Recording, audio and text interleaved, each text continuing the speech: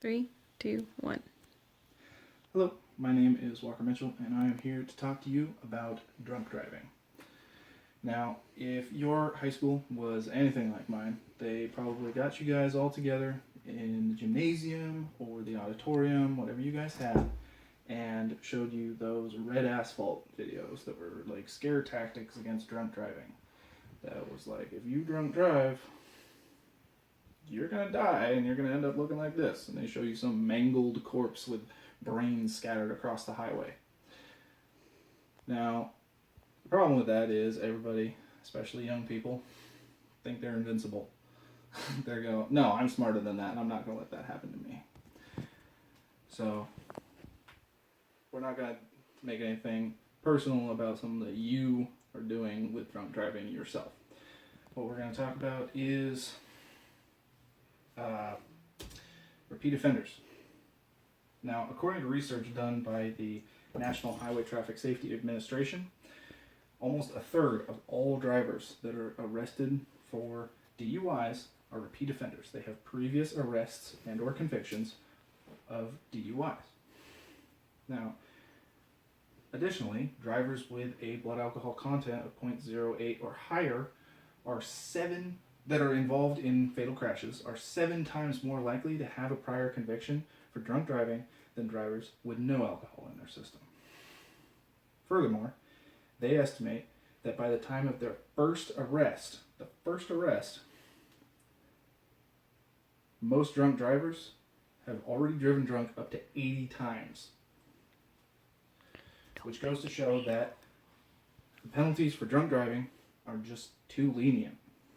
They're not severe enough for the people that have had the penalties applied to them and know exactly what they're getting into to not do it again. And on top of this, there are just too many really easy ways to not have to drunk drive at all in the first place for us to, as a society, to be allowing this kind of behavior to happen on such a massive scale. Now, according to the CDC, over 10,000 people died in alcohol-impaired driving crashes in 2015, which accounted for nearly 1/3 of all traffic-related deaths in the United States. Furthermore, 16% of all traffic-related deaths in children aged 0 to 14 involved a drunk driver. This problem is so common, it's so widespread, that nearly everyone has either lost a loved one themselves or they know someone who has. Now you, think about it. Take a moment, think. Do you know someone who has died or has lost someone? Probably. Now, there are many, many easy alternatives to get home without having to rely on a drunk driver. The first, most obvious one that everybody always drills into you is to designate a DD, a designated driver. People almost never drink alone, for one, which means in any group of people that are going out for a night of drinking, you can have one person whose only job for that night is to stay sober and make sure that every other person in that group gets home safe. Now, if this fails, you will still have taxi companies. You have Uber, Lyft, whatever is in your area.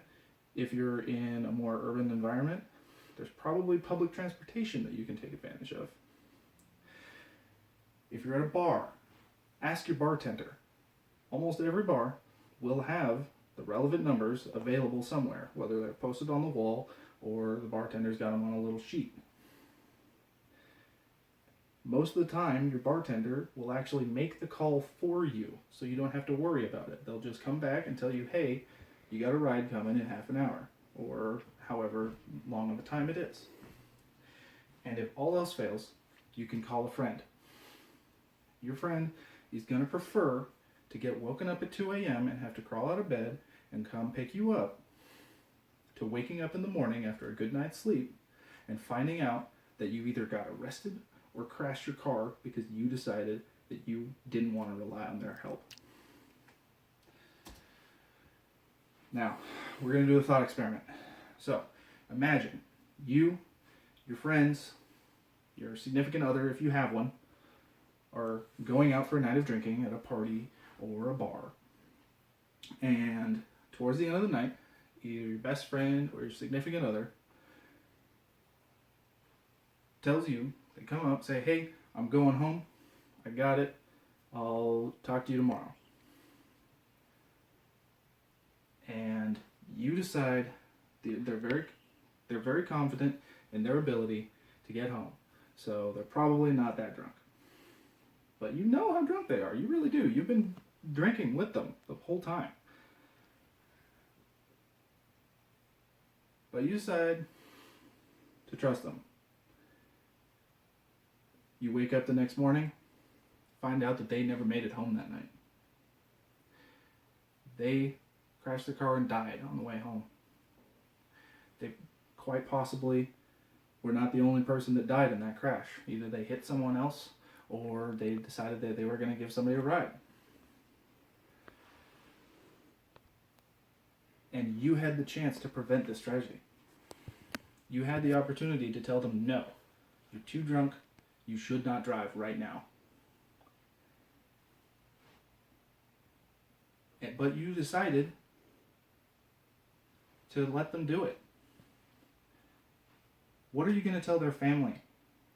How are you going to feel when you had the opportunity to save their life and you chose not to take it?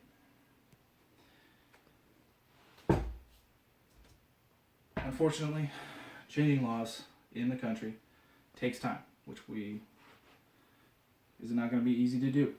However, what you can do right now is, in your phone, look up some local taxi companies, save their numbers into your phone's contacts.